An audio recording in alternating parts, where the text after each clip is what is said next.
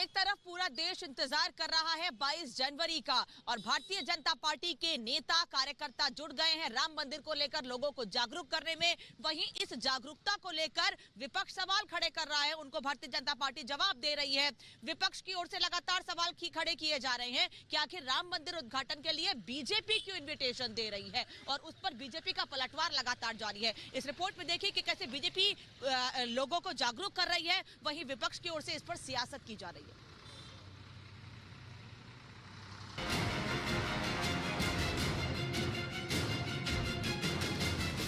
People of India will have to decide.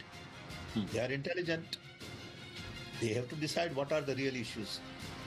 Is Ram Mandir the real issue or Mahanga is it?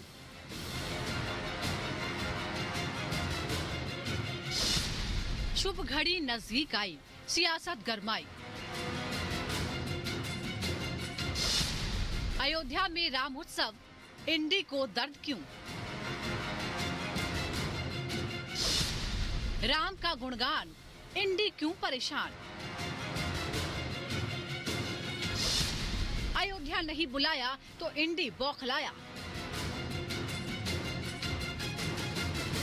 22 जनवरी 2024 को राम मंदिर में प्रभु श्री राम की मूर्ति की प्राण प्रतिष्ठा होगी, जिसे लेकर तैयारियां जोरों पर हैं। मेहमानों को आमंत्रण भेजे जा चुके हैं, लेकिन INDI गठबंधन के कुछ नेता आमंत्रण नहीं मिलने से बौखला गए हैं। कुछ राम के नाम पर गंदी राजनीति कर रहे हैं, हिंदू धर्म और सनातन पर विवादित बयान दे रहे हैं, तो कुछ प्राण प्रतिष्ठा के कार्यक्रम को बीजेपी की राजनीतिक साजिश करार दे रहे हैं। पहले CPIM की नेता वृंदा करार, बंगाल की CM ममता बनर्जी के बाद अब NCP अध्यक्ष शरद पवार ने भी राम मंदिर और बीजेपी पर हमला किया। सीनियर पवार के मुताबिक उनको राम मंदिर कार्यक्रम के लिए आमंत्रित नहीं किया गया है और इसी से बौखलाए शरद पवार ने बीजेपी सरकार पर तीखा हमला किया। ठोस असा कार्यक्रम नाही आणि त्यामुळे राम मंदिर जेवढे एकच निमित्त घेऊन जनतेमध्ये काही वेगळं मत तयार करण्याचा त्यांचा प्रयत्न आहे, यापेक्षा दुसरं काही दिसत नाही।